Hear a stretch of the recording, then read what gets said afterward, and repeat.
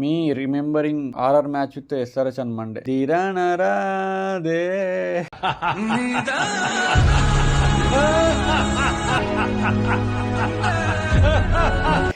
వైభవ్ సూర్యవంశి ఏం చేస్తారని చూస్తున్నా ఉప్పల్లో. మొత్తానికి అయితే వైభవ్ సూర్యవంశి వర్సెస్ ముంబై లా అనిపించింది నాకైతే మ్యాచ్. కొట్టింది 11 బాల్ 39 అయినా కానీ ఆ టెక్నిక్, ఆ కంటెంట్, ఆ బాల్ డెలివరీ, ఆ షాట్స్ ఇంకెక్కడ చూడలే నేనైతే. మజా వచ్చేసింది, అబ్జల్యూట్ మజా అన్నమాట వైభవ్ సూర్యవంశి గారు. ఏమో 15 ఇయర్స్కి మాత్రం కొడుతుందంటే ఆ ఏజ్లో నేను ఎప్పుడో స్కూల్కి లాగలేసుకుని పోతాను అనుకుంటా 9th క్లాస్లో.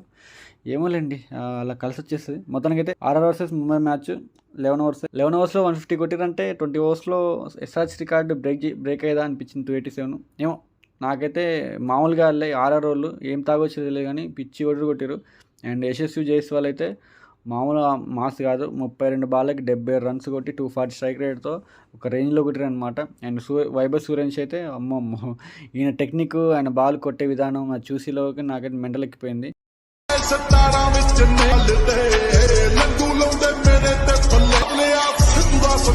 అండ్ జురెల్ గారు యాజ్ యూజువల్గా పెద్దగా ఆడింది కూడా ఏం లేదు. అండ్ రియాన్ పరాగ్ కూడా చిన్న క్యామే ఆడి వెళ్ళిపోయిండు. ఇటు మీద బాల్ తినేసిండు. లాస్ట్కి 3 వికెట్లతో ఇక అట్లా ఎండ్ అయిపోయింది 11 ఓవర్స్.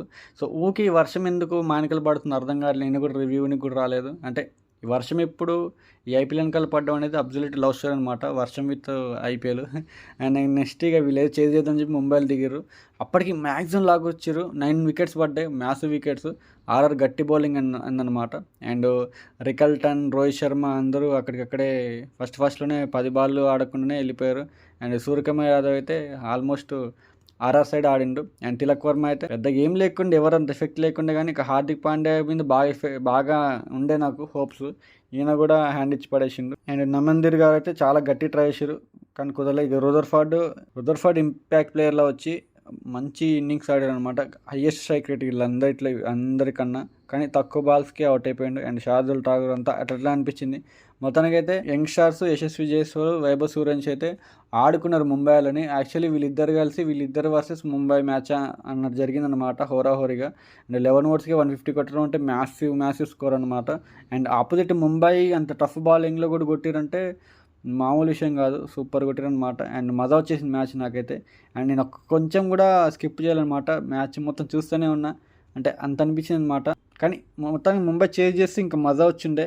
కానీ 11 ఓవర్స్కే పెట్టడం, వర్షం పడడం అనేది బాధాకరం. రేపటి రోజు నుంచైనా కొంచెం ఈ వర్షాలు పడకుండా మార్స్లో ప్లాన్ చేయండి మ్యాచ్, అక్కడే లైవ్ పెట్టండి. ఇక్కడ నుంచి మనం చూద్దాం. ఎందుకంటే ఈ వర్షాలు పడతా ఉంటే మనకి కొంచెం మజా మిస్ అవుతుంది. ఈ సమ్మర్లో కూడా వర్షాలు పడడం ఏందో. మొత్తానికి అయితే ఆడుకున్నారనమాట ఆర్ఆర్ ప్లేయర్స్ ముంబై వాళ్ళతో. అండ్ నెక్స్ట్ మా ఎస్ఆర్హెచ్ వాళ్ళతో ఎలా ఆడుతుందని చెప్పేసి ఊహించుకుంటానే దడబుడుతుంది.